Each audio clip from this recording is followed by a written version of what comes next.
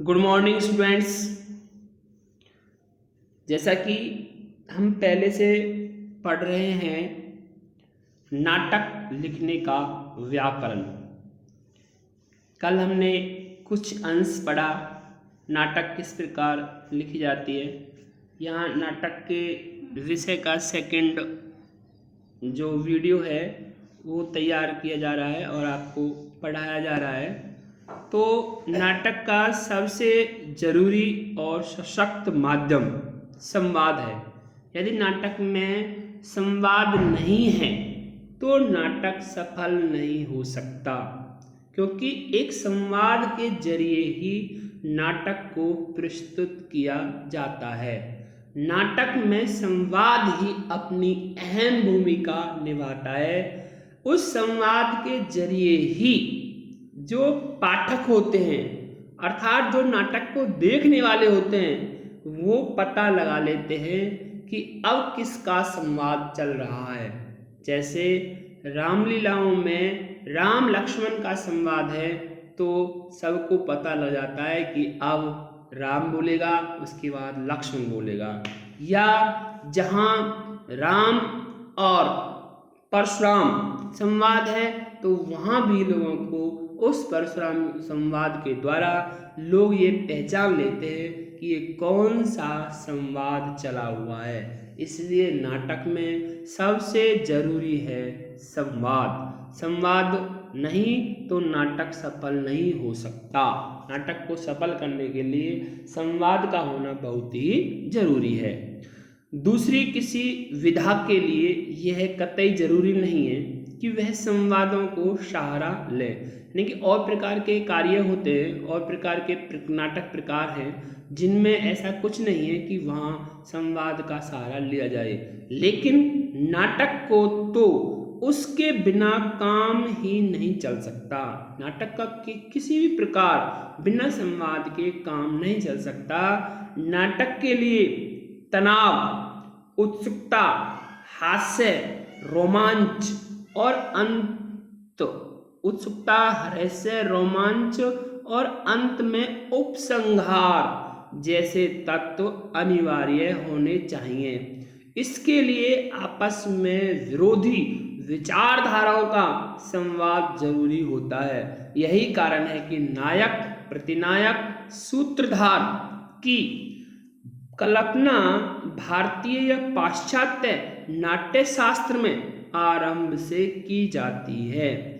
जो ये नाटक हैं, इन नाटकों में प्रस्तुति करने से पूर्व आपको पता है कि जो उसमें पात्र होते हैं वो पात्र उसके अनुकूल होने चाहिए। जैसे रावण है तो रावण का जो काम करेगा तो उसको रावण जैसा ही उसका व्यवहार हो, वैसा ही उसका रोमांच शरीर हो, वैसे ही उसके अंदर उत्सुकता हो, वैसे ही उसके अंदर तनाव हो और वैसे ही उसके अंदर अंत में जो कार्य रावण जैसा करता है वैसा ही उस पात्र के अंदर वो गुण होना जरूरी है। यदि वो गुण उस पात्र के अंदर नहीं होगा तो नाटक सफल नहीं हो सकता। एक सफल नाटक के लिए पात्रों का ज्यों की त्यों होना बहुत ही जरूरी है, तभी नाटक सफल होता है।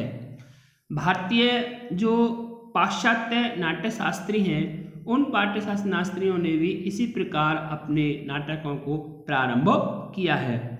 वह कौन सी चीज है जो एक सशक्त नाटक को एक कमजोर नाटक से अलग करती है? वह है संवादों का अपने आप में वर्णित या चित्रित न होकर क्रियात्मक होना, दृश्यात्मक होना और लिखे तब बोले जाने वाले संवादों से भी ज्यादा उन संवादों के पीछे निहित अनलिखे, अनकहे संवादों की ओर ले जाना, जिन्हें अंग्रेजी भाषा में सब टेक्स्ट कहा गया है।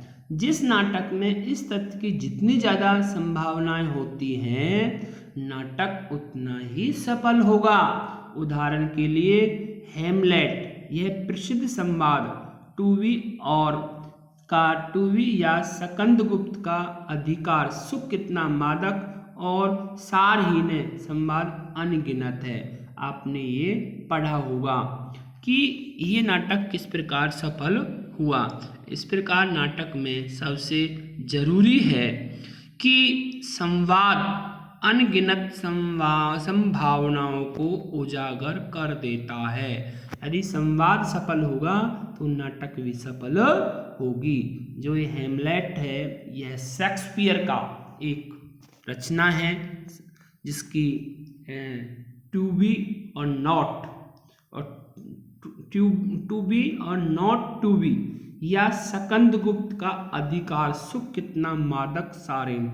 जो स्कंदगुप्त है वो जयशंकर प्रसाद द्वारा नाटक है, जो उसमें भी दिखाया गया है कि जो अधिकार है वो कितना मादक और सारहीन होता है। उसके विषय में भी यहाँ संवाद अनगिनत संभावनाओं को उजागर किया गया है, क्योंकि स्कंदगुप्त में भी कई राजाओं और कई संवादों को पूर्ण रूप से दर्शाया गया है।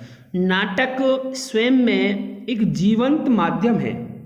कोई भी दो चरित्र जब आपस में मिलते हैं तो विचारों के आदान प्रदान में टकराहट पैदा होना स्वाभाविक है। यानी कि जब भी जो हमारे नाटक प्रस्तुत करने वाले दो विचारों वाले संवाद करने वाले होते हैं, तो जब वो अपने आपस में संवाद करते हैं तो उनके टकराने से जरूर एक खून निकल के आता है।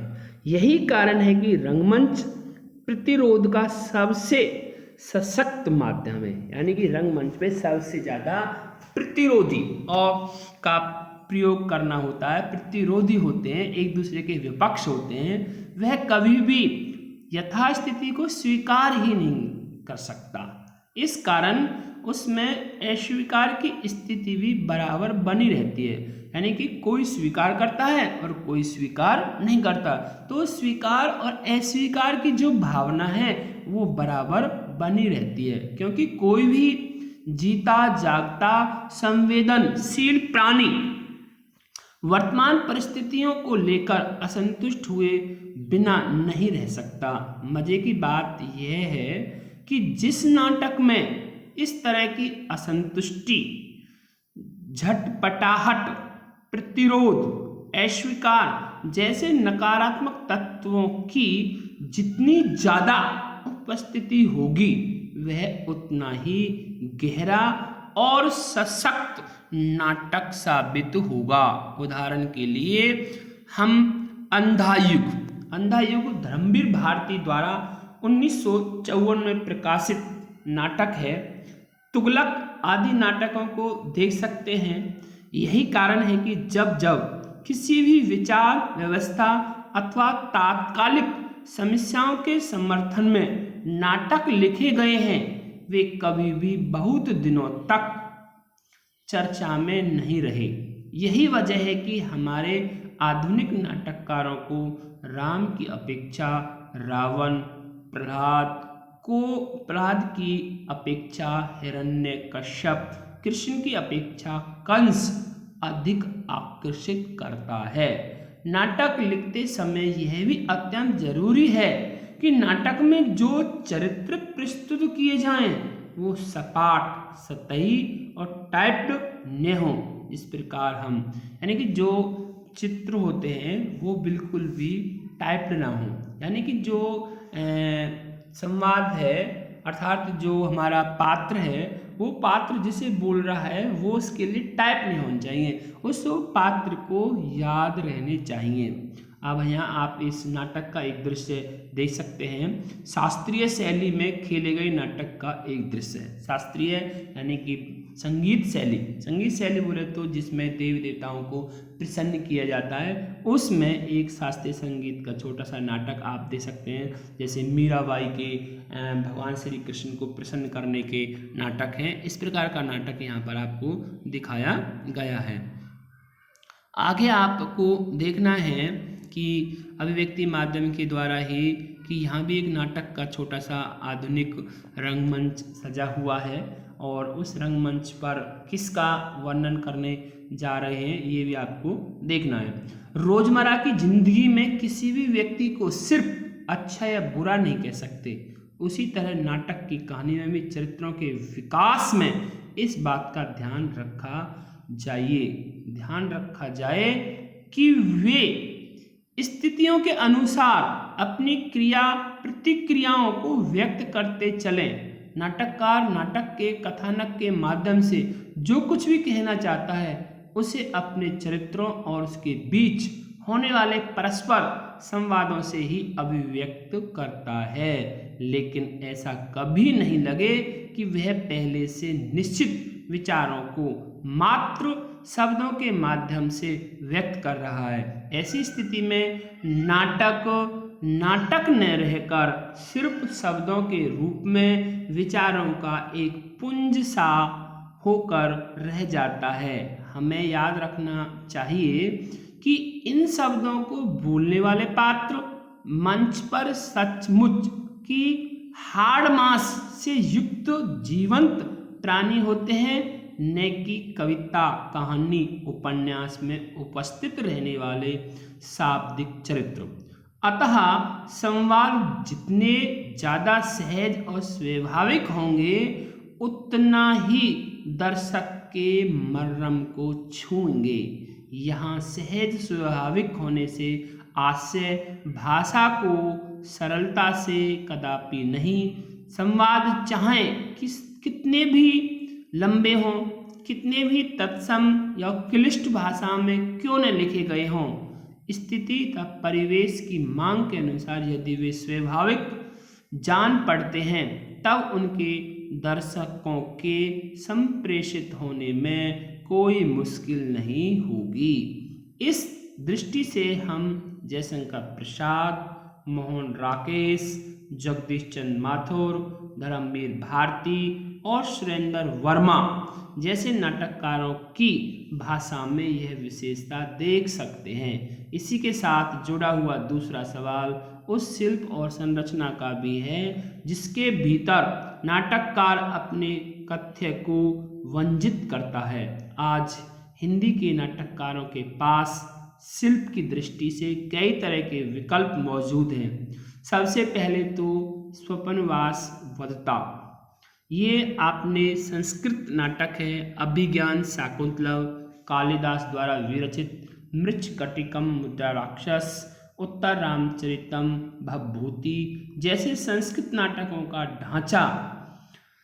ढांचा जिसे हम पारिभाषिक शब्दावली में शास्त्रीय कहते हैं, एक लोक नाटकों का फॉर्म है जिसमें कोई लिखित आलेख नहीं है, सब कुछ आपके सामने उसमें दिखाया हुआ है। तो यहाँ पर आपके सामने संस्कृत नाटकों का भी वर्णन किया हुआ है और जो हिंदी नाटक हैं उनका भी वर्णन किया गया है। जैसे जयशंकर प्रसाद की सकंदगुप्त नाटक आई है, मोहन राकेश की लहरों के राजहंस आई है, जगदीश चंद्र माथुर की कोणार्क आई है, धर्मवीर भारती का अंधा युग आया है और सुरेंद्र वर्मा का आंवा एक नाटक है जो यहाँ प्रस्तुत के लिए आपको दिखाया जा रहा है। इन नाटकों के माध्यम से हम कह सकते हैं कि नाटक एक सफल और प्रयास युक्त होता है जो कि हमें करना चाहिए और नाटक में संवाद का होना ही सबसे जरूरी है। संवाद भी उत्सुकता